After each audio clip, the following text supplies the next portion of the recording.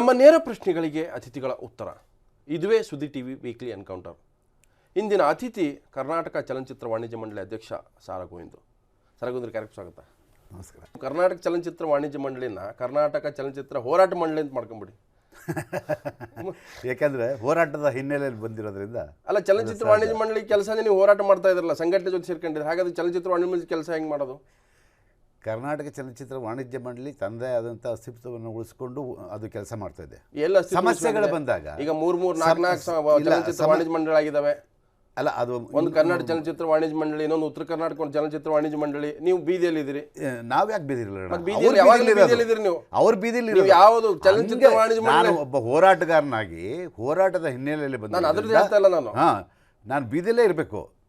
ನಾನು ಹೋರಾಟದ ಹಿನ್ನೆಲೆಯಲ್ಲಿ ಬಂದಿರೋನು. ಅದಕ್ಕೆ ಕರ್ನಾಟಕ ಚಲನಚಿತ್ರ ವಾಣಿಜ್ಯ ಮಂಡಳಿ ಊಟ ಆಗ್ತಾ ಇಲ್ಲ. ನೀವು ಹೋರಾಟಗಾರರಾಗಿದ್ರೆ ಅಲ್ಲೇ ಇರಬೇಕು.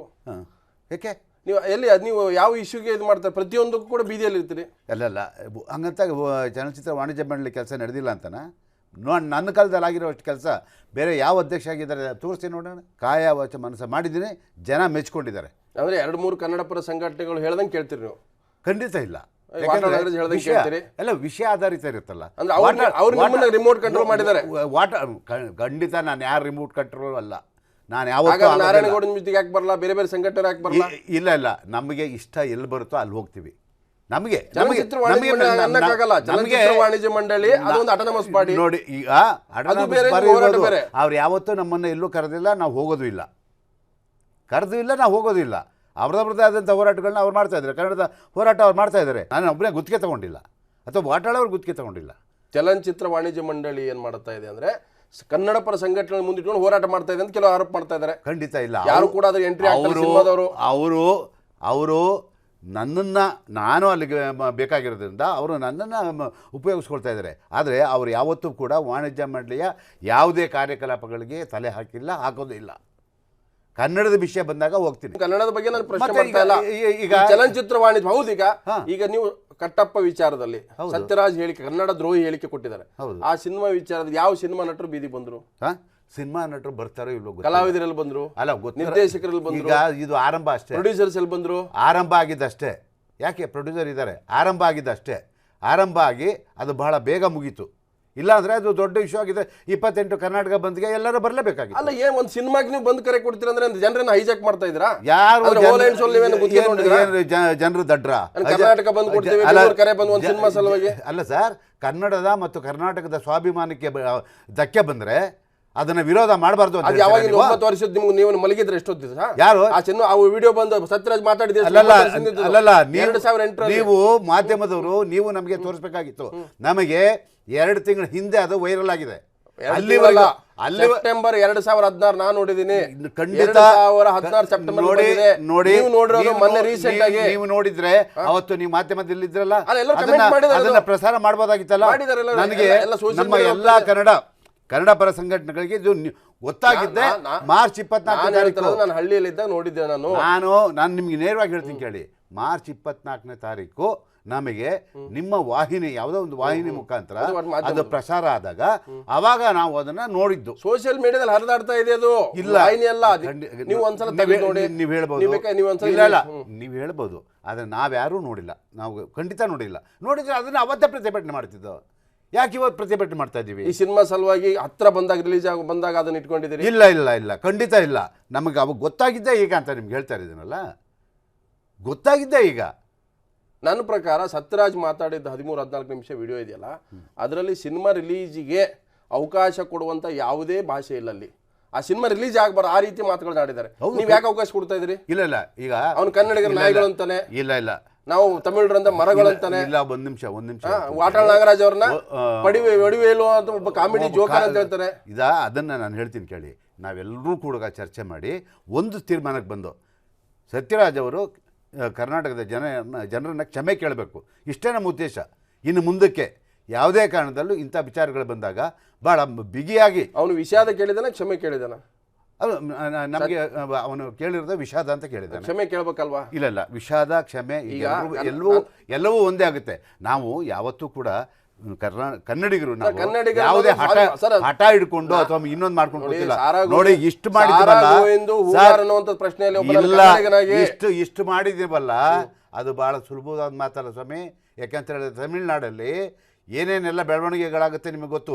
ಎಷ್ಟು ಒತ್ತಡಗಳ ನಡುವೆ ಇವತ್ತು ಅವನು ಕ್ಷಮಾಪಣೆ ಕೇಳಿದ್ದಾರೆ. ಕ್ಷಮಾಪಣೆ ಇಲ್ಲ ಸರ್, ಅವ್ನು ಬಿಸ್ನೆಸ್ ಆಗೋದಿಲ್ಲ ಕನ್ನಡದಲ್ಲಿ.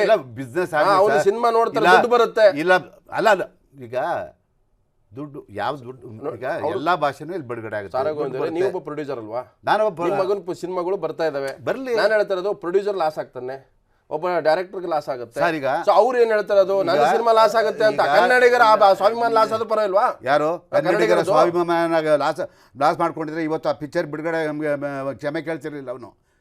ಅದೇ ಅವ್ರು ಲಾಸ್ ಆಗುತ್ತೆ ಅಂತ, ಅವ್ರಿಗೆ ಲಾಸ್ ಆಗುತ್ತೆ ಈಗ ನಮಗಲ್ಲ, ಅವನಿಗೆ ಲಾಸ್ ಆಗುತ್ತೆ ಅಂತ. ಒಂದು ನೀವೇ ಒಬ್ಬ ಮಾಧ್ಯಮದ ಮಿತ್ರರಾಗಿ ಇವತ್ತು ನೀವು ಒಪ್ಕೋತೀರಾ? ಇಡೀ ಭಾರತದ ವ್ಯವಸ್ಥೆಯಲ್ಲಿ ಯಾರು ಯಾವುದೇ ಒಂದು ಬಿಸ್ನೆಸ್ಗೆ ಅಡ್ಡಿಪಡಿಸಬಾರ್ದು ಅಂತ ಇದೆಯಲ್ಲ, ನಿಮಗೆ ಗೊತ್ತಿಲ್ವಾ ಅದು? ಹಾಗಾದ್ರೆ ಅದನ್ನ ನಾನು ಅಡ್ಡಿಪಡಿಸಕ್ಕಾಗತ್ತಾ?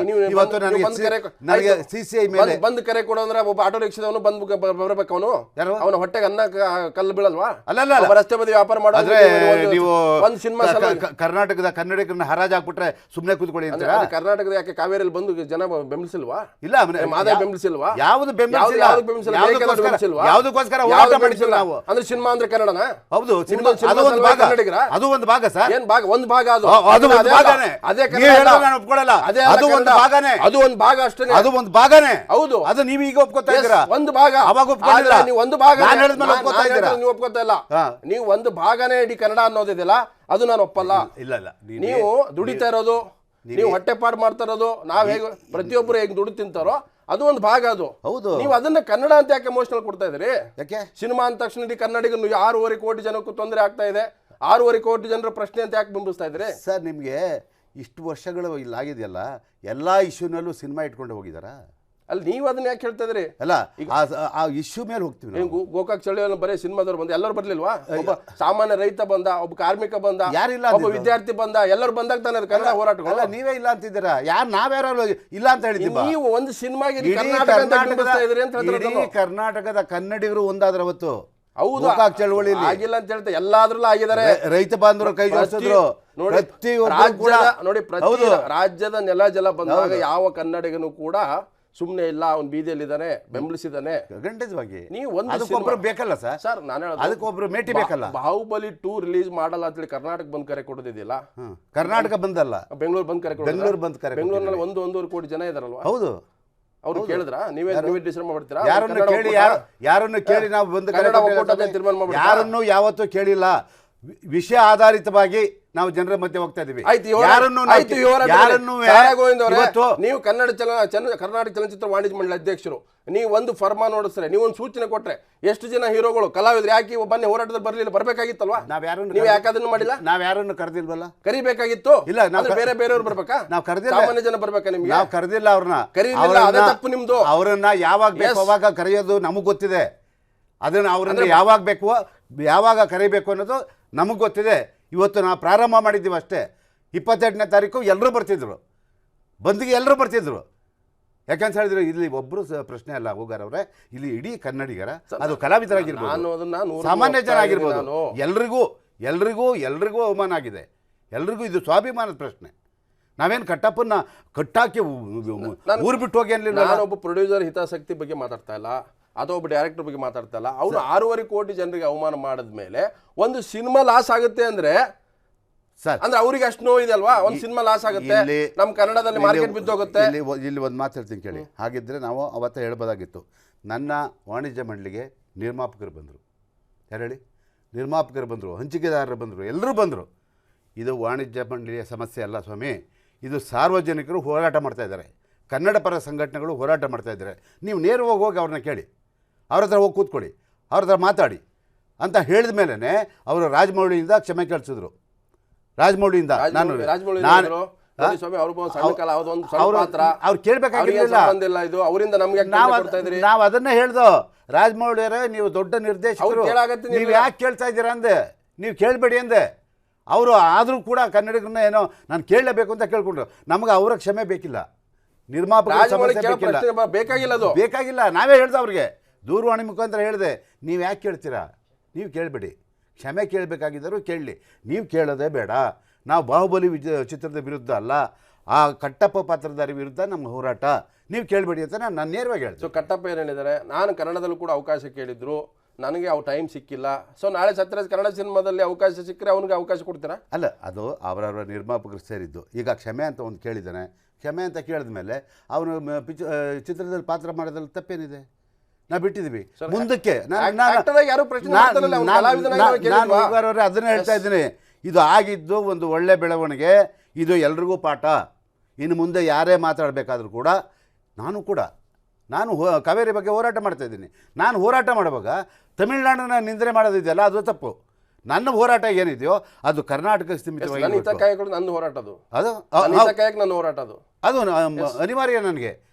ಆದರೆ ಆ ಜನರನ್ನ ಕೀಟ್ಲೆ ಮಾಡಿದೆಯಲ್ಲ, ಆ ಜನರನ್ನ ನಿಂದನೆ ಮಾಡಿದೆಯಲ್ಲ, ಅದು ನಂದು ಕೂಡ ತಪ್ಪಾಗುತ್ತೆ. ಮತ್ತಷ್ಟು ಮಾತಾಡ್ತೀನಿ. ಅದಕ್ಕಿಂತ ಮೊದಲು ಒಂದು ಬ್ರೇಕ್. ಎನ್ಕೌಂಟ್ರಿಗೆ ಮತ್ತು ಸ್ವಾಗತ. ಈಗ ನೀವು ಬಾಹುಬಲಿ ವಿಚಾರದಲ್ಲಿ ಹೋರಾಟ ಮಾಡಿದೆ. ಕನ್ನಡ ಸ್ವಾಭಿಮಾನ ಒಂದು ಒಳ್ಳೆಯ ಪ್ರಯತ್ನ. ಯಾಕಂತಂದ್ರೆ ಎಲ್ಲೋ ಒಂದು ಕಡೆ ಕನ್ನಡದಲ್ಲಿ ಅನ್ನ ತಿಂದು, ಕನ್ನಡದಲ್ಲಿ ಅತಿ ಹೆಚ್ಚು ತಮಿಳರಿದ್ದಾರೆ, ನಾವು ಯಾವತ್ತೂ ಕೂಡ ತೊಂದರೆ ಕೊಟ್ಟಿಲ್ಲ. ನಾವು ಅಣ್ಣ ತಮ್ಮರ ಥರ ನೋಡಿದ್ದೀವಿ. ಕಾವೇರಿ ವಿಚಾರದ ನಮ್ಮ ಪ್ರಶ್ನೆ ಅದು, ನಮ್ಮನ್ನೆಲ್ಲ ನೀರಿನ ಪ್ರಶ್ನೆ, ನಮ್ಮ ರೈತರು, ನಮ್ಮ ಕಾರ್ಮಿಕರು, ನಮ್ಮ ಎಲ್ಲ ವರ್ಗದವ್ರ ಹಿತ. ಹೌದು. ಆದರೆ ಅಲ್ಲಿ ಕೂತ್ಕೊಂಡು ಮಾತಾಡುವ ಮೂಲಕ ಅಲ್ಲಿ ರಜನಿಕಾಂತ್ ಕೂಡ ಅವಮಾನ ಮಾಡಿದ್ದಾರೆ. ಅಂದರೆ ರಜನಿಕಾಂತ್ ಇಲ್ಲೇನೋ ಹೀರೋ ಆಗೋಗ್ಬಿಟ್ಟಿದ್ದಾರೆ, ಸ್ಟಾರ್ ಆಗಿದ್ದಾರೆ, ಚಪ್ಪಾಳೆ ಗಿಟ್ಟಿಸ್ಕೊತಾರೆ. ಅಂದರೆ ಅವ್ರಿಗೆ ಇರೋದೇನೆಂದರೆ ಕನ್ನಡದ ಮೇಲಿರೋ ದ್ವೇಷ, ಒಳಗಡೆ ಇರೋದು, ಬಾಯಿ ಮಾತಲ್ಲಲ್ಲ, ಅದು ಹೊಟ್ಟೆಯಲ್ಲಿರೋ ದ್ವೇಷ ಅದು. ಸೊ ಇಂಥ ವ್ಯಕ್ತಿನ ಒಬ್ಬ ಆ್ಯಕ್ಟರ್ ಅಂತ ನಾವು ನಂಬಕ್ಕಾಗಲ್ಲ. ಯಾಕಂತಂದ್ರೆ ನಿಮ್ಮ ಮನಸ್ಸಲ್ಲಿ ಜನ ದ್ವೇಷ ಇದ್ದವಾಗ ಅವ್ರು ಆ್ಯಕ್ಟರ್ ಹೆಂಗಾಗುತ್ತೆ? ಬರೀ ಆ್ಯಕ್ಟಿಂಗ್ ಮಾಡಕ್ಕೆ ಮಾತ್ರ ಅಷ್ಟೇನಾ? ನಾನು ರಿಯಲ್ ಆಗಿ ಮನುಷ್ಯನಾಗಿರ್ಬೇಕಲ್ವಾ? ಅಲ್ಲ, ಮನುಷ್ಯತ್ವ ಇರಬೇಕು. ಅಲ್ವಾ? ಹೌದು, ಮಾನವೀಯತೆ ಇರಬೇಕು. ಕಲಾವಿದಕ್ಕೆ ಬೇಕಾದ ಗುಣಗಳು ಬೇಕಲ್ಲ. ಇವತ್ತು ನಿಮಗೆ ಒಂದು ಸಣ್ಣ ಎಕ್ಸಾಂಪಲ್ ಕೊಡ್ತೀನಿ ಹುಗಾರ್ ಅವರೇ. ಒಂದು ಹೋರಾಟ ಆಯ್ತು ಎಲ್ಲಿ ಕರ್ನಾಟಕದಲ್ಲಿ. ರಾಜ್ಕುಮಾರ್ ಅವರ ಮುಂಚೂಣಿಯಲ್ಲಿ ಚಿತ್ರರಂಗದ ಬಗ್ಗೆನೇ ನಮಗೆ ಇಲ್ಲಿ ಉಳಿಗಾಲ ಇಲ್ಲ, ತೊಂದರೆ ಆಗ್ತಾ ಇದ್ದಾಗ ಅವಾಗ ರಾಜ್ಕುಮಾರ್ ಅವರು ಬಹಿರಂಗವಾಗಿ ಒಂದು ಮಾತು ಹೇಳಿದ್ರು ಸರ್. ಎಂಥ ದೊಡ್ಡ ಮಾತು ಹೇಳಿದ್ರು. ಮೊದಲು ಕರ್ನಾಟಕದಲ್ಲಿ ನಮ್ಮನ್ನು ಬದುಕಕ್ಕೆ ಬಿಡಿ, ಅದಾದ್ಮೇಲೆ ನೀವು ಬದುಕಿ, ಎಲ್ಲರೂ ಮೊದಲು ನಮ್ಮನ್ನು ಬದುಕಕ್ಕೆ ಬಿಡಿ ಅಂದರು. ಎಂಥ ದೊಡ್ಡ ಮಾತು. ನೀವು ಮಾತಾಡೋಂಥ ಸಂದರ್ಭದಲ್ಲಿ ಶಿಳ್ಳೆ ಹೊಡ್ಸ್ಕೊಳ್ಳೋದಕ್ಕೆ, ಕೈ ಚಪ್ಪಾಳೆ ತಟ್ಟೋದಕ್ಕೆ, ಒಂಥರ ಮಾಪ್ ಕ್ರಿಯೇಟ್ ಮಾಡೋದಕ್ಕೆ ಒಳ್ಳೆ ನೀವು ಆವತ್ತಿನ ಸ್ಟೇಜಲ್ಲಿ ವಾಟಾಳ್ ನಾಗರಾಜ್ ಅವ್ರಿಗೆ ನೀವು ಕಾಮಿಡಿ ಅಂತ ಬಳಸಿದ್ರಲ್ಲ, ಅದಲ್ಲ. ನೀವು ನಿಮ್ಮ ತನ ಕಾಮಿಡಿ ಥರದ ನೀವು ನಿಜವಾದ ಕಾಮಿಡಿ ಸತ್ಯರಾಜ್ ಒಬ್ಬ ಜೋಕರ್ ಆಗ್ಬಿಟ್ಟ. ಅಲ್ಲಿ ಜೋಕರು. ಈಗ ಕ್ಷಮೆ ಕೇಳೋ ಪರಿಸ್ಥಿತಿ ಬರ್ತಿರಲ್ಲ ಅಂದ್ರೆ ಜೋಕರ್ ಅಂತ ಅಲ್ಲ. ಈಗ ಅವನು ಕ್ಷಮೆ ಕೇಳೋದು ಹಿಂದೆ ಎಷ್ಟು ಒತ್ತಡಗಳಿದೆ, ಏನೇನಿದೆ ಅಂತ ಅವ್ರು ಮಾತಾಡುವಾಗ ಆ ಕ್ಲಿಪ್ಪಿಂಗ್ ನೋಡಿದ್ರೆ ಗೊತ್ತಾಗುತ್ತೆ ಸರ್. ಬಲವಂತವಾಗಿ ಕ್ಷಮೆ ಕೇಳಿದ್ದಾರೆ. ಒತ್ತಡಗಳ ನಡುವೆ ಅಲ್ಲಿ ಮನಸ್ಸಿಂದ ಕೇಳಿದ ಮೊದಲೇ ಅವರು ಒಂದಾಯ್ತು, ನಾನು ಏನು ಮಾತಾಡಬೇಕು ಹೇಳಿ ಅಂದರು. ಇವರು ಬರೆದು ಕಳಿಸಿದ ಸಂದರ್ಭದಲ್ಲಿ ನೋಡಿದ್ರೆ ಅದೆಲ್ಲ ನೋಡಿದ್ರೆ ಅಲ್ಲಿಗೆ ಹೇಳಿದ್ದಾರೆ ಈ ಥರ ಮಾತಾಡಬೇಕಾಗುತ್ತೆ ಅಂತ. ಕೊನೆಗೆ ಸರ್ ಏನು ಪ್ರೆಷರ್ ಬಂತೋ ಏನೋ, ಮೊಬೈಲ್ ಆಫ್ ಮಾಡ್ಕೊಂಬಿಟ್ರು, ಎಲ್ಲ ಆಫ್ ಮಾಡ್ಕೊಂಬಿಟ್ರು, ಏನೂ ಕೈಗೆ ಸಿಗಲಿಲ್ಲ.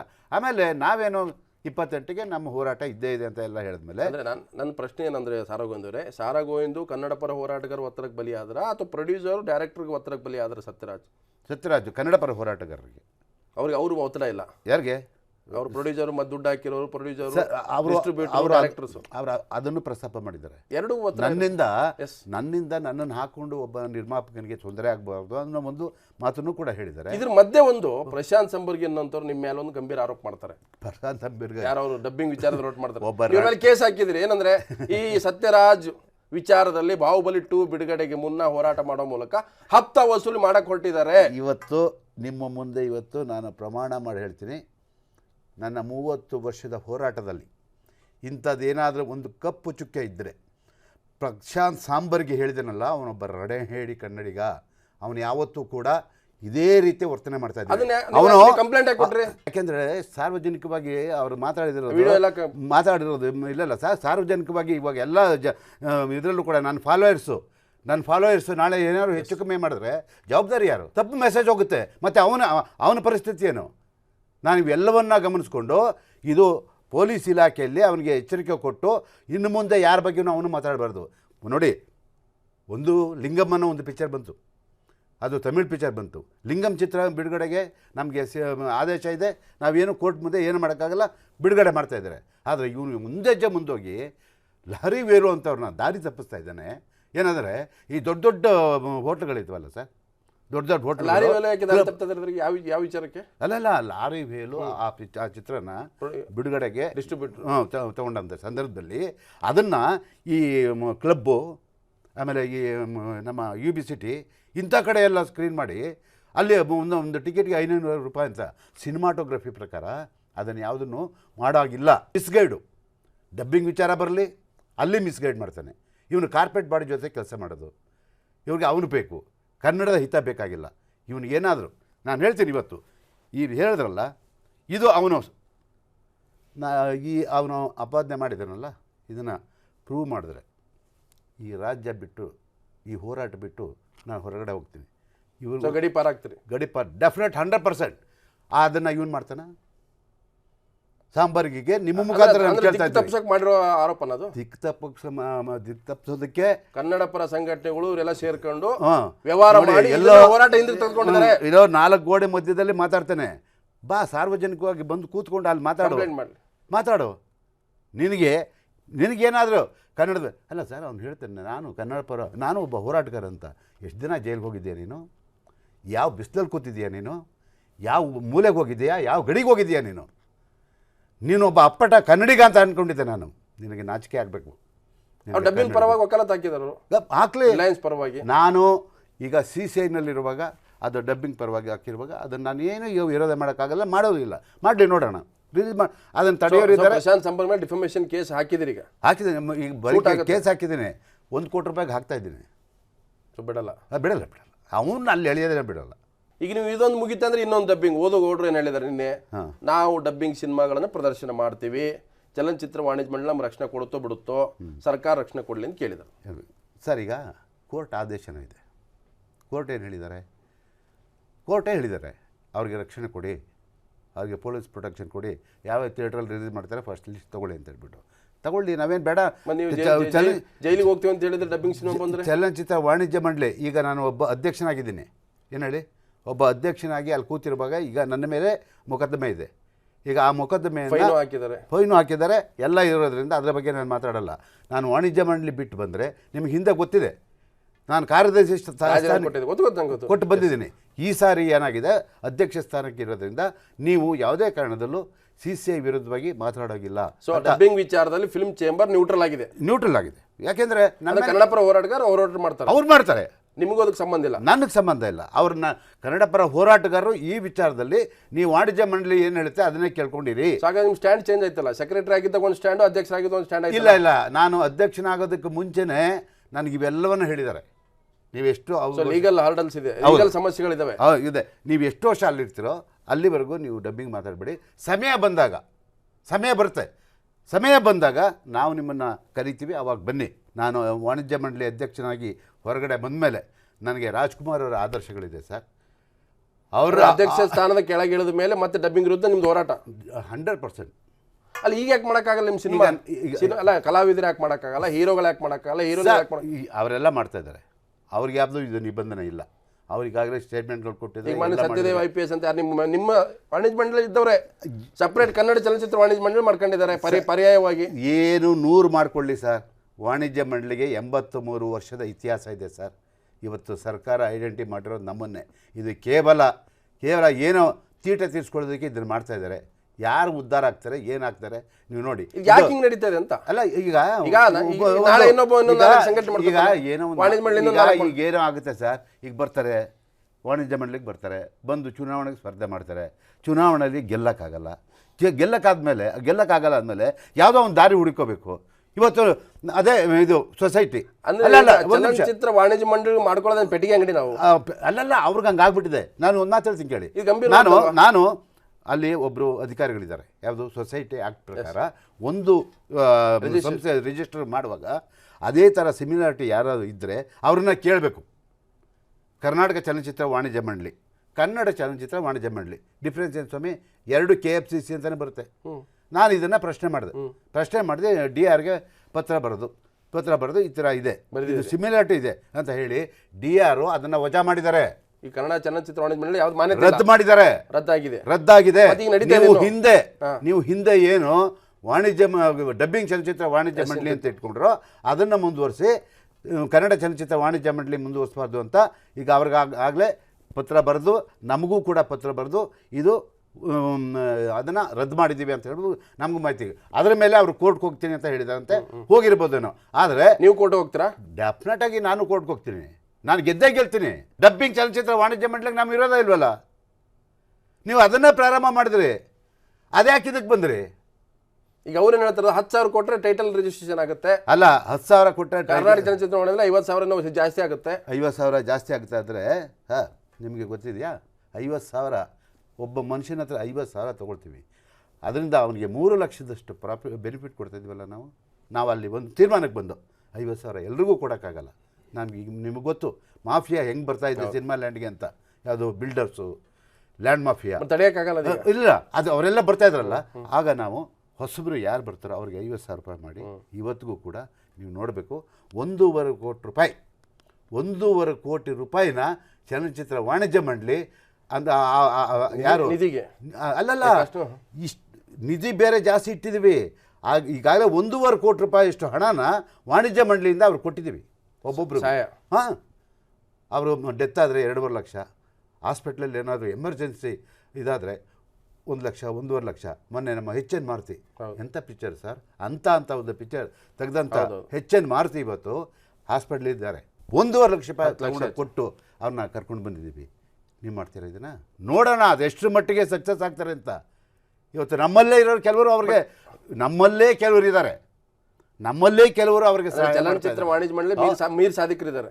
ಖಂಡಿತ ಇದ್ದಾರೆ. ಮೀರ್ ಸಾಧಿಕೃತ ಪದ ಬಳಸಲ್ಲ, ಯಾಕೆ ನನ್ನ ನಿರ್ಮಾಪಕರು ಅದೇ ತಾನೆ ಮಾತೃ ಸಂಸ್ಥೆಗೆ ಧಕ್ಕೆ ಆದರೆ ನಿಜವಾಗ್ಲೂ ನೀವು ಹೇಳಿದ ಪದನೇ ಸರಿ ಅಲ್ವಾ? ಯಾರೇ ಇರಲಿ ಸರ್, ನನಗೆ ಸರ್ ಒಂದು ಸಂಸ್ಥೆ ಬೆಳೆಸಬೇಕಾಗಿದ್ದು ನಮ್ಮ ಜವಾಬ್ದಾರಿ ಸರ್. ನಾನು 1 ವರ್ಷ 1.5 ವರ್ಷ ಕೂತ್ಕೋತೀನಿ ಸರ್, ಅದಾದ್ಮೇಲೆ ಇನ್ನೊಬ್ಬ ಬರಲೇಬೇಕಲ್ಲ ಆ ಜಾಗಕ್ಕೆ. ನಾನೇನು ಪರ್ಮನೆಂಟ್ ಅಲ್ವಲ್ಲ. ಸಂಸ್ಥೆ ಹಂಗೆ ಇರುತ್ತೆ. ಸಂಸ್ಥೆ ಸಂಸ್ಥೆಯನ್ನ ಛಿದ್ರ ಮಾಡುವಂಥ ಹುನ್ನಾರಗಳು ನಡೀತಾ ಇದೆ, ಮಾಡ್ತಾ ಇದ್ದಾರೆ. ನಿಮ್ಮ ಕಾಲದಲ್ಲಿ ಆಗಕ್ಕೆ ಬಿಡಲ್ಲ, ನಾನು ಆಗಕ್ಕೆ ಬಿಡಲ್ಲ ಅಂತ ಹಠ ಹಿಡಿದಿದ್ದೀನಿ. ನೋಡೋಣ, ನಾನು ಸರ್ ಇಷ್ಟು ಸಾಮಾನ್ಯಕ್ಕೆ ನಾನು ಬಿಡಲ್ಲ, ಕಾಪಾಡುವಂಥ ಕೆಲಸ ಮಾಡೇ ಮಾಡ್ತೀನಿ ಸರ್. ಈಗ ಮೊನ್ನೆ ಸತ್ಯದೇವ್ IPS ಬಂತು, ನೀವೇನು ಹೇಳ್ತಾ ಇದ್ದೀರಿ, ಡಬ್ಬಿಂಗ್ ಬಂದರೆ ನಮ್ಗೆ ತೊಂದರೆ ಆಗುತ್ತೆ, ಕಾರ್ಮಿಕರ ತೊಂದರೆ, ಕಲಾವಿದರ ತೊಂದರೆ ಆಗುತ್ತೆ. ಅದು ಜನ ನೋಡಲೇ ಇಲ್ಲ ಸರ್. ನಾನು ಹೇಳ್ತೀನಿ, ಒಂದು ಮಾತು ಹೇಳ್ತೀನಿ ಕೇಳಿ. ಯಾವುದೋ ಒಂದು ಸಕ್ಸಸ್ ಪಿಕ್ಚರ್ ತರಬೇಡಿ ಸರ್ ನೀವು. ಬಾಹುಬಲಿ, ಆಮೇಲೆ ಇನ್ಯಾವುದೋ ಒಂದು, ಅದಲ್ಲ, ಸಾರಾಸಗಟಾಗಿ ಎಲ್ಲ ಭಾಷೆ ಚಿತ್ರಗಳು ಕನ್ನಡದಲ್ಲೇ ಬಂದರೆ ನನ್ನ ಅಭ್ಯಂತರ ಇಲ್ಲ ಸರ್. ಅಂದರೆ ಎಲ್ಲ 1 to 1 ಪಿಕ್ ಆ್ಯಂಡ್ ಚೂಸ್ ಅಲ್ಲ, ಇಲ್ಲ 1 to 1 ಸಣ್ಣದ್ರಿಂದ ಹಿಡಿದು ದೊಡ್ಡದು ಎಲ್ಲ ಕನ್ನಡದಲ್ಲೇ ಬಂದರೆ ನಾವು ಯಾರೂ ಅಬ್ಜೆಕ್ಷನ್ ಮಾಡಲ್ಲ ಸರ್. ನೀವು ವೆಲ್ಕಮ್ ಮಾಡ್ತೀರಿ. ಎಸ್. ಈಗ IPS ಸತ್ಯದ IPS ಏನಂದ್ರು ಗೊತ್ತಾ ಜನ, ಅಯ್ಯೋ ಅರ್ಧ ಗಂಟೆ ನೋಡೋಕ್ಕಾಗಲ್ಲ ಅಂದರು. ನಮಗೆ ಬೇಡ ಸರ್. ಬಟ್ ಅದಕ್ಕೆ ಇಷ್ಟೇ ಟೆನ್ಷನ್ ಮಾಡಿ ಬಿಟ್ಬಿಡಿ, ಅದನ್ನು ಜನ ಬಿಟ್ಟಿದ್ದೀವಲ್ಲ ಸರ್, ಬಿಟ್ಟಿದ್ದೀವಲ್ಲ. ನಾವೇನು ತಡೆಯಕ್ಕೆ ಹೋಗಲ್ಲ ವಾಣಿಜ್ಯ ಮಂಡಳಿ. ಮತ್ತಷ್ಟು ಮಾತಾಡ್ತಾರೆ. ಅದಕ್ಕಿಂತ ಮೊದಲು ಒಂದು ವೀಕ್ಲಿ ಅನ್ಕೊಂಡ್ರಿಗೆ ಮತ್ತೆ ಸ್ವಾಗತ. ಈಗ ನೀವು ಹೇಳ್ತಾ ಇದ್ದೀರಿ ಕರ್ನಾಟಕದ ಸೀಮಿತವಾದಂಥ ನಮ್ಮದು, ಈ ಕರ್ನಾಟಕದಲ್ಲಿ ಹೆಚ್ಚು ಕಮ್ಮಿ ವರ್ಷಕ್ಕೆ 130 ಸಿನಿಮಾಗಳು ಬರ್ತವೆ. ಜಾಸ್ತಿ ಆಗಿದೆ, 130, 150, 200 ತನಕ ಬರ್ತವೆ. 180ವರೆಗೂ ಬಂದ್ಬಿಟ್ಟಿದೆ. ಈಗ ಬೆಂಗಳೂರಿನಲ್ಲೇ 30 ರಿಂದ 35 ಥಿಯೇಟ್ರಲ್ಲಿ Tamil cinema, Telugu cinema, Hindi cinema ಇನ್ನೂ ಜಾಸ್ತಿ ಹೋಗ್ತವೆ. ಸೊ ನಾವು ಅದನ್ನು ತಡೆಯೋಕ್ಕಾಗ್ತಾ ಇಲ್ಲಲ್ಲ. ಇಲ್ಲ, ನಮಗೆ ಭಾರತದ ಸಂವಿಧಾನದಲ್ಲಿ ಈಗ ನಿನ್ನೆ ರಾಗ ಫಿಲ್ಮು ಓಡ್ತಾ ಇದೆ, ಅದು ಯಾವುದು ತಮಿಳು ತಂದು ಹಾಕ್ಬಿಟ್ಟಿದ್ರಲ್ಲ, ಯಾವುದೋ ಥಿಯೇಟರ್ ನಾನು ನೋಡಿದೆ ಅವತ್ತು ಪೇಪರಲ್ಲಿ. ಯಾವ್ದು ಥಿಯೇಟರ್ ನಾನು ನೋಡಿಲ್ಲ. ಆದರೆ ಎಷ್ಟು ಪ್ರೆಜರ್ ಇದೆ ಅಂತ, ಬೇರೆ ಭಾಷೆ ಅನ್ಯ ಭಾಷೆಗಳು ಪ್ರೆಜರ್ ಇದೆ ಬೆಂಗಳೂರಿನಾಗೆ ಅಂತ. ಖಂಡಿತ ಇದೆ ಸರ್. ಯಾಕೆಂದರೆ ತಮಿಳು, ತೆಲುಗು, ಹಿಂದಿ, ಇಂಗ್ಲೀಷು ಜೊತೆಗೆ ಮಲಯಾಳಿ, ಇತ್ತೀಚೆಗೆ ಮರಾಠಿ ಕೂಡ ಸ್ಟಾರ್ಟ್ ಆಗಿದೆ, ಅಲ್ಲೊಂದು ಇಲ್ಲೊಂದು ಅಂತ. ನಮ್ಮ ಮೇಲೆ 5 ಭಾಷೆ ಒತ್ತಡ ಇದೆ ಸರ್. ಅಷ್ಟೇ ಪ್ರಿಂಟ್ಗಳನ್ನ ತರಬೇಕು ಅಂತ ನಾವೊಂದು ಒಡಂಬಡಿಕೆ ಮಾಡ್ಕೊಂಡಿದ್ದೆ ಸರ್. ಅದೇನಾಯಿತು, ಈಗ ನೀವು ಹೇಳಿದ್ರಲ್ಲ, ಈ ಪ್ರಶಾಂತ್ ಸಾಂಬರ್ಗಿ ಇದನ್ನಲ್ಲ, ಇವರಿಂದ ಇಡೀ ನಮ್ಮ ಏನು ವ್ಯವಸ್ಥೆ ಇತ್ತೋ ಅದೆಲ್ಲ ಹೊಡೆದೋಯ್ತು ಸರ್. ಇವತ್ತೇನಾದರೂ 200-250 ಚಿತ್ರಮಂದಿರದಲ್ಲಿ ಚಿತ್ರ ಬಿಡುಗಡೆ ಆಗ್ತಾ ಇದ್ದರೆ ಇವತ್ತು ನೇರವಾಗಿ ಪ್ರಶಾಂತ್ ಸಾಂಬರ್ಗಿನೇ ನೇರವಾಗಿ ಹೊಣೆ. ಸೊ ಬಿಸ್ನೆಸ್ ಆ್ಯಂಗಲಲ್ಲಿ ನೋಡ್ತಾರೆ. ಬಿಸ್ನೆಸ್ ಆ್ಯಂಗಲಲ್ಲಿ ಕಾರ್ಪೆಟ್ ಬಾಡಿ ಅವ್ರಿಗೆ ಯಾರಿಗೂ ಏನೂ ಗೊತ್ತಿರಲಿಲ್ಲ ಸರ್. ಕಾರ್ಪೆಟ್ ಬಾಡಿಗೆ CCI ತೋರಿಸ್ಕೊಟ್ಟಿದ್ದು ಈ ಮುಟ್ಟಾಳ ಒಬ್ಬ ಕನ್ನಡದ ವಿರೋಧಿ. ಅವನಿಗೆ ಇವತ್ತು ಕರ್ನಾಟಕದಲ್ಲಿ ಬದುಕಕ್ಕೆ ಅವನಿಗೆ ನೈತಿಕತೆ ಇಲ್ಲ ಸರ್. AMR ರಮೇಶ್ ಅವರು ಒಂದು ಪ್ರತಿಭಟನೆ ಮಾಡಿದ್ರು, ನನ್ನ ಸಿನಿಮಾಗೆ ಲೀಡರ್ ಅಂತ ಕೊಟ್ಟಿದ್ರು, ಅದನ್ನು ಬೇರೆಯವ್ರಿಗೆ ಮಾಸ್ ಲೀಡ್ ಕೊಟ್ಟಿದ್ದಾರೆ, ನಮ್ಮನ್ನು ಯಾರು ಹೇಳೋರು ಕೇಳಲ್ಲ, ನಾವು ನಿಮ್ಮಿಂದ ಅದು ನ್ಯಾಯ ಸಿಗುತ್ತೆ ಅಂತ ತಿಳ್ಕೊಂಡಿದ್ವಿ. ನೋಡಿ ಸರ್, ನನಗೆ ಸುಮಾರು ಒಂದು 30 ವರ್ಷದ ಸ್ನೇಹಿತ, ನನ್ನ ಅನೇಕ ಕನ್ನಡ ಹೋರಾಟಗಳಲ್ಲಿ ಭಾಗವಹಿಸಿದ್ದೇನೆ. ಅವ್ರಿಗೆ ಏನೇನೆಲ್ಲ ಮಾಡಿದ್ದೀನಿ ನನಗೆ ಗೊತ್ತು. ಅಲ್ಲ ಅವ್ರು ನಿಮ್ಮ ಬಗ್ಗೆ ಹೇಳಿಲ್ಲ, ಬಟ್ ನನಗೆ ವಾಣಿಜ್ಯ ಗೊತ್ತು. ಮಂಡಳಿಯಲ್ಲಿ ನನ್ನ ಸ್ನೇಹಿತರು ನನ್ನ ಲೀಡರ್ ಅನ್ನೋದನ್ನ ಒಂದು ನಿಮಿಷ ಯಾರೋ ಬಲಾಢ್ರಿ ಇಸ್ಕೊಂಡ್ಬಿಟ್ಟಿದ್ದಾರೆ. ಒಂದು ನಿಮಿಷ, ನಾನು ಅದಕ್ಕೆ ನಿಮಗೆ ಬಂದ್ಬಿಡ್ತೀನಿ. ಇದು 2011ರಲ್ಲಿ ನಾನೇನೂ ಇಲ್ಲ 2011ರಲ್ಲಿ ಚಲನಚಿತ್ರ ವಾಣಿಜ್ಯ ಮಂಡಳಿ ಯಾವುದೋ ಒಂದು ಮೆಂಬರ್ ಆಗಿದ್ದೋ ಏನೋ ಗೊತ್ತಿಲ್ಲ. 2011ರಲ್ಲಿ ಲೀಡರ್ ಅಂತ AMR ರಮೇಶ್ ರಿಜಿಸ್ಟರ್ ಮಾಡಿದ್ದಾರೆ. 2013ರಲ್ಲಿ ಮಾಸ್ ಲೀಡರ್ ಅಂತ ಒಂದು ಟೈಟ್ಲ್ ರಿಜಿಸ್ಟರ್ ಆಗಿದೆ. ಈ ಎರಡೂ ರಿಜಿಸ್ಟರ್ ಆಗಿದೆ. ಆದರೆ ಇಲ್ಲಿ ತಪ್ಪೇನಾಗಿತ್ತು ಅಂದರೆ ನಾನು ಇಬ್ಬರನ್ನೂ ಕರೆಸ್ತೆ ಸರ್. ರಮೇಶನ್ನ ನನಗೆ ಕಂಪ್ಲೇಂಟ್ ಮಾಡಿದ ತಕ್ಷಣ ಆ ನಿರ್ಮಾಪಕರು ಈ ನಿರ್ಮಾಪಕರು ಇಬ್ಬರನ್ನೂ ಕರೆಸ್ತೆ. ನೋಡಿ, ಇಬ್ಬರು ಕನ್ನಡದ ನಿರ್ಮಾಪಕರು. ಈ ಟೈಟ್ಲಿಂದ ಒಬ್ರಿಗೆ ಏನಾದರೂ ಅನ್ಯಾಯ ಆದರೂ ಒಬ್ರಿಗೆ ಲಾಸ್ ಆದ್ರೂ ಭಾಳ ಕಷ್ಟ, ನಮಗೆ ಮನಸ್ಸಿಗೆ ನೋವಾಗುತ್ತೆ. ನೀವು ಕೂತ್ಕೊಂಡು ಬಗೆಹರಿಸ್ಕೊಳ್ಳಿ, ನಿಮ್ಮದು ಆಗಿದೆ ಬಗೆಹರಿಸ್ಕೊಳ್ಳಿ ಅಂತ ಹೇಳಿದಾಗ ಅವರು ಹಠಕ್ಕೆ ಬಿದ್ದರು, ಇವರು ಹಠಕ್ಕೆ ಬಿದ್ದರು. ಇವನಾಗಲೇ ಏನು ಹೇಳ್ತಾನೆ, ಮಾಸ್ ಲೀಡರು ನಾನು ಪಿಕ್ಚರ್ ಫಿನಿಷ್ ಆಗೋಗ್ಬಿಟ್ಟಿದೆ, ಮುಗಿದೋಗಿದೆ, ರಮೇಶ್ ಇನ್ನೂ ಸ್ಟಾರ್ಟ್ ಮಾಡಿಲ್ಲ, ಅದು ಅವನ ಸಮಥಿಂಗ್ ಏನೋ ಇನ್ವೆಸ್ಟ್ ಮಾಡಿದ್ದೀನಿ ಅಂತ ಹೇಳಿದ್ರು. ನೋಡಿರಿ, ನೀವೇನಾದ್ರು ಮಾಡಿ ನೀವು ಒಂದು ನಮಗೆ ಬಲ್ಲಿಗೆ ಒಂದು ಸೆಟ್ಲ್ಮೆಂಟಿಗೆ ಬನ್ನಿ ಅಂದೆ.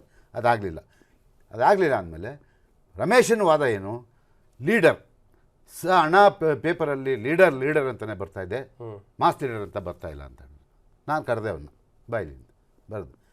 ನಿನ್ನ ಟೈಟ್ಲ್ ಏನಿದೆ, ಮಾಸ್ ಲೀಡ್ರು ಮೇಲೆ ಸುಮ್ಮನೆ ಹಿಂಗೆ ಮಾಸ್ ಸಣ್ಣದು, ಕೆಳಗಡೆ ಲೀಡರ್ ದೊಡ್ಡದು, ಒಂದೇ ಲೈನಲ್ಲಿ ಬರಬೇಕು. ಲೀಡರ್ ಎಷ್ಟು ದಪ್ಪ ಇರುತ್ತೋ ಮಾಸು ಅಷ್ಟೇ ದಪ್ಪ ಇರಬೇಕು, ಅದನ್ನು ಮಾಡು ನೀನು ಅಂತ ಹೇಳಿದೆ. ಈಗ ಅದೇ ಬರ್ತಾಯಿದೆ. ಆದರೆ ಇಲ್ಲಿ ಇದಕ್ಕೆ ನಾನು ನೇರವಾಗಿ ಯಾವುದೂ ಹೊಣೆ ಅಲ್ಲ ಸರ್. ನಾನಿಬ್ಬರು ಸಂಬಂಧ ಇಲ್ಲ ಅಂತ ಹೇಳಿದ್ದಾರೆ. ಕೆಲವು ವ್ಯಕ್ತಿಗಳಿದ್ದಾರೆ, ನನ್ನ ಟೈಟಲ್ ಅನ್ನ ಇನ್ನೊಬ್ರು ಕೊಡೋದ್ರೆ ಅವ್ರು ಸಹಾಯ ಮಾಡಿದ್ದಾರೆ. ನಿಮಗೆ ನಾನು ಪ್ರತಿ ವರ್ಷ ರಿನ್ಯೂವಲ್ ಮಾಡ್ತಾ ಬಂದಿದ್ದೀನಿ. ನಿಮಗೆ ಬೇಕಾದ್ರೆ ಸಂಪೂರ್ಣವಾದಂಥ ದಾಖಲೆನ ಕೇಳಿದ್ದಾರೆ, ಎಲ್ಲಿ ಪ್ರಾಬ್ಲಮ್ ಆಗಿದೆ ದಾಖಲೆನ ಓಪನ್ ಆಗಿದೆ, ದಾಖಲೆ ಬಂದು ತೊಗೊಂಡೋಗ್ಲಿ.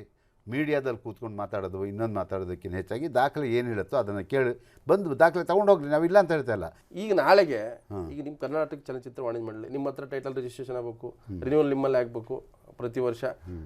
ಈಗ 3-4 ವಾಣಿಜ್ಯ ಮಂಡಳಿ ಹುಟ್ಕೊಂಡ್ರೆ ಅವರು ಒಂದೊಂದು ಟೈಟಲ್ ಕೊಡ್ತಾ ಇದ್ದಾರೆ. ಎಲ್ಲ ಈಗಾಗಲೇ ಈ ಕನ್ನಡ ಚಲನಚಿತ್ರ ಡಬ್ಬಿಂಗ್ ವಾಣಿಜ್ಯ ಮಂಡಳಿಗೆ ಟೈಟಲ್ ಕೊಡ್ತಾ ಇಲ್ವಾ? ಈಗಾಗಲೇ ನಾನು ಸಂಬಂಧಪಟ್ಟಂಥ ಇಲಾಖೆಗೆ ಮತ್ತು ನಾನು ಸರ್ಕಾರಕ್ಕೆ ಹೇಳ್ತಾ ಇದ್ದೀನಿ, ಈ ರೀತಿ ಆಗೋದ್ರಿಂದ ನಿರ್ಮಾಪಕನಿಗೆ ತೊಂದರೆ ಆಗ್ತಾಯಿದೆ. 82 ವರ್ಷ ಇತಿಹಾಸ ಇರೋಂಥ ಇದನ್ನು ನೀವು ದಯಮಾಡಿ ಮಾನ್ಯತೆ ಮಾಡಿಕೊಡ್ಬೇಕು.